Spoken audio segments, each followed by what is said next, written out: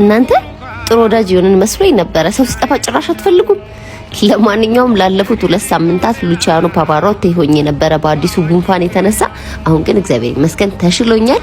እናንተ ባጠይቁኝም እንግዲህ እኔ እንደናንተ አይደለሁም። ከጉንፋንም ሆነ ከተኮሳቆለው ቆዳዬ የገላገለኝን አንድ ፕሮዳክት ቢሮ ከመግባቴ በፊት አሳያችኋለሁ። ቀደም ብዬ እንግዲህ ካፕሽን ላይ ጻፍኩላችሁን ነገር ምን እንደሆነ ላወቁ 2 ሰዎች እና ብዙ ላይክ ላገኙ ሰዎች ይሄንን ፕሮዳክት ሸልማችኋለሁ። ከሁሉም በፊት ግን ቆይቼ ፖስት ስላደረኩኝ እንግዲህ ሁላችሁም ኮፒ፣ ሼር፣ ፌቨራይት፣ ሪፖስት በማድረግ እስከ መጨረሻው ድረስ አብራችሁኝ ነው። ይዣችሁ የመጣሁት እንግዲህ ቦሌ ሞርኒንግ ስታር ሞል 3ኛ ላይ ግሪን ኬር ናቹራልስ ነው። ግሪን ኬር ናቹራልስ የተለያዩ እጽዋቶችን በመጠቀም ኬሚካል ፍሪ የሆኑ የቆዳ ፕሮዳክቶችን ያዘጋጃሉ። እኔም እንግዲህ ከዚህ በፊት ተጠቅሜው ፊቴን ብራይት ያደረገልኝን ጥቁር ወይም ማዲያት የሚመስል ነገር ፊቴ ላይ ወጥቶብኝ ነበረ።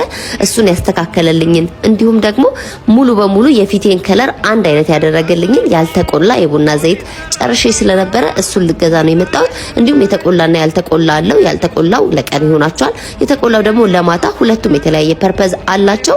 ፊታችን እንግዲህ ኮላጅን ወይም ደግሞ ከ25 ዓመት በኋላ የማርጀት ባህሪ ያመጣል። ቡና ለዚህ በጣም ፍቱን መፍትሄ ነው። የተለያየ ጥቅም አላቸው። የተቆላውም ያልተቆላውም ለቀንና ለማታ አድርጋችሁ ምች እንዳያማታችሁ መጠቀም ትችላላችሁ። የቆዳ ማርጀትን፣ የተለያየ ከለር መያዝን፣ ማዲያትን እንዲሁም ደግሞ የተለያዩ ቴክስቸር ወይም ጠቃጠቋ ያለውን ፊት በጣም ክሊን ያደርጋል። ይሄ እንግዲህ በሕክምና የተረጋገጠ ነገር ነው የምነግራችሁ። ሄዳችሁ ቼክ አድርጓቸው። መልካም ቀን።